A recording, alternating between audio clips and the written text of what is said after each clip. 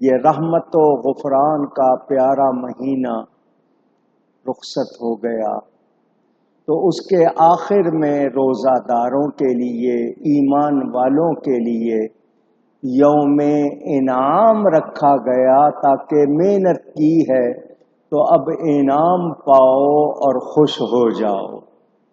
یہ انعام ہے، اور عید اس کی ہے جس سے رب راضی ہو گیا۔ آپ نے سنا رمضان میں کہ جو رمضان کا مہینہ پائے اور اپنی بخشش نہ کروائے، اس کے لیے ہلاکت ہے، تباہی ہے، بربادی ہے۔ اس ایک مہینے میں ہمارے اندر ایمانی روحانی تبدیلی آنی چاہیے۔ شہر مواسات، ہمدردی کا مہینہ، اخوت اور محبت کا مہینہ، نعمتوں والا۔ ایک انسان بھوکا پیاسا رہ کر محسوس کرتا ہے کہ جنہیں کھانا نہیں ملتا، پانی نہیں ملتا، ان کی تکلیف کا احساس ہوتا ہے۔ اور پھر خاص طور پر ان مسلمانوں کا بھی خیال آتا ہے جن پر مظالم اور مصائب کے پہاڑ توڑے جا رہے ہیں۔ غزہ، فلسطین اور دیگر علاقوں میں جہاں مسلمانوں کو کھانا اور پانی آسانی سے میسر نہیں ہے، ان کا خیال۔ اور پھر اس کو عید الفطر کہتے ہیں۔ یہ فطر نام کیوں پڑا ہے؟ کہ اس میں آپ صدقہ فطر ادا کرتے ہیں۔ آپ کو اپنے ارد گرد بہت سے لوگ نظر آئیں گے، بچے نظر آئیں گے، بچیاں نظر آئیں گی، ان کے کپڑے پھٹے ہوئے ہوں گے، ان کے حال آپ کو بتا رہے ہوں گے کہ وہ خوشحال نہیں ہیں۔ وہ بھی انسان ہیں۔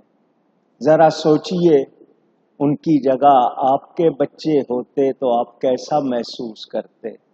یہ احساس دلانے کی بات ہے کہ ان کو بھی انسان سمجھا جائے، ان کو بھی خوشیاں دی جائیں۔